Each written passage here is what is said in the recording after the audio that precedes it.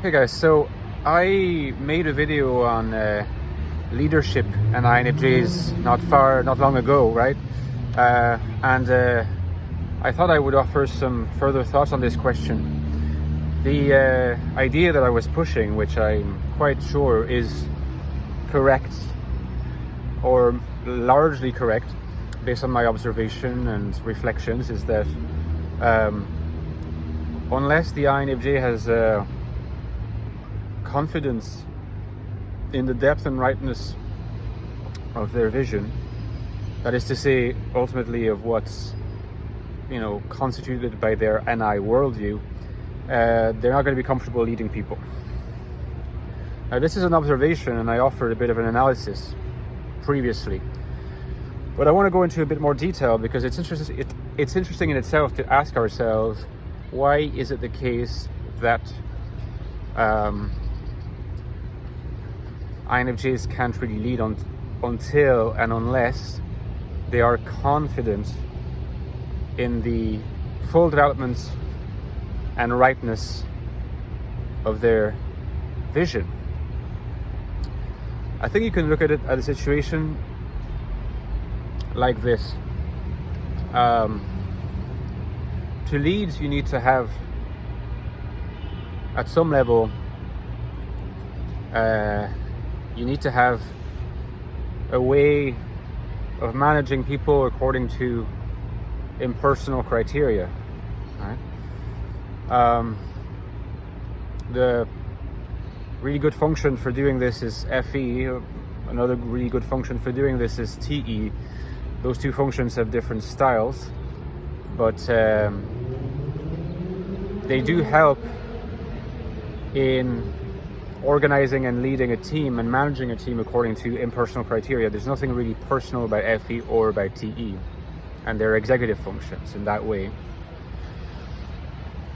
Incidentally, this is an interesting observation to make, is that because FE is not a personal function, it's not a subjective function at a deeper level, it is actually wrong to think that INFJs are very tough on themselves when it comes to their moral stance. This is much more likely to be true of FI users, strong FI users. Now, the strong FI users might not manifest this sense of, I don't want to say moral torture, but certainly moral questioning, because FI is introverted and so not always really manifested, or you have to look for subtle cues of it being manifested. INFJs, just like ENFJs, tend to be quite comfortable embracing a moral stance because it's as if that moral stance is given to them objectively. So there's not as much of a tendency to question it from a subjective standpoint, which is where the process of reflection, which can in extreme cases lead to morbid self-reflection, takes place. So INFJs are equipped, you might say, then to manage people in some sense. It's not hard for an INFJ, usually in non-pathological cases, to feel like they're morally well guided. It's much more difficult for them to feel like they are well guided in terms of vision, in terms of ideation, in terms of where to go, right? Not at a moral level, but more so at the level of ideas, the projection of ideas.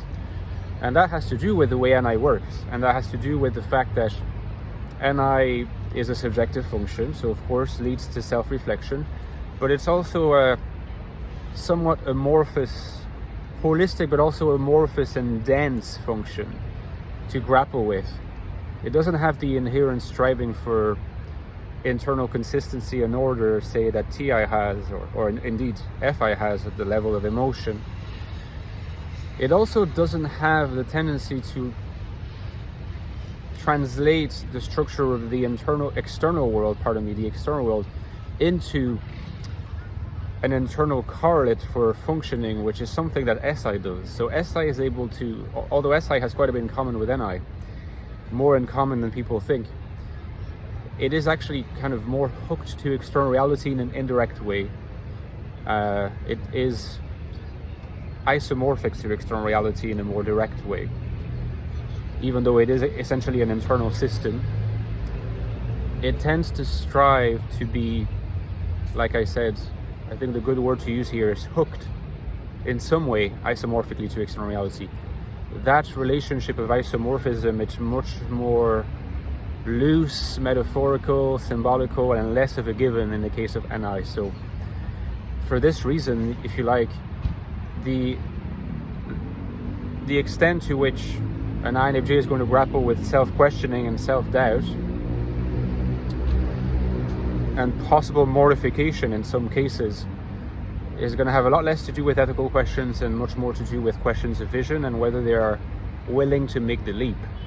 It's a difficult step to make, and not making it means remaining within, the mode of interaction with reality that is adaptive submission, or sometimes its flip side, solipsism. So leadership is hampered by this, and it also explains why the unease that INFJs can experience at managing people. It can seem at first sight like it comes from being uncertain whether they are fit to guide people at the level of behavior, at the level of morality.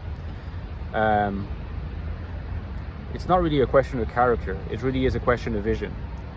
And here, certainly the number one location for growth and development and contending with the elements is introverted intuition. So let me know in the comments what you thought about this.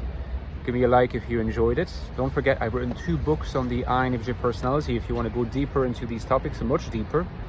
The Infinite Soul is my latest book on INFJ life in the modern world, how INFJs function in the modern world, that we're often perceived as hostile, and how they can essentially lead a happy, thrilling, and fulfilling life, how they can thrive through attaining, satisfaction in regard to values, purpose, and so on. So get it. If you have read it and loved it but not reviewed it, a review would be so helpful. It only takes a few minutes of your time. It helps with the referencing. It makes me exist on the internet. That's my only resource so far, so I'm counting on you to do that. It's pretty cool. Which you may or may not be familiar with is the Ecstatic Soul, a new look at the INFJ personality. It came out a few years before. The 2 books go very well together, use the same concepts, but the Infinite Soul expands upon the Ecstatic Soul. This is a deep look at the INFJ mind, how the INFJ mind works, and how it feels to have an INFJ mind, an INFJ kind of consciousness, okay? The link is also below. Don't forget that there's a link to my Patreon page down there in the description box, and Patreon really helps me keep the channel going. It gives me the additional resources that can basically, help me continue make very regular videos, addressing your questions, producing new content. So I encourage you to consider supporting me there from $3.50 a month or more, depending on your choice. Of course, you get access to some bonus content. You can interact with me directly there.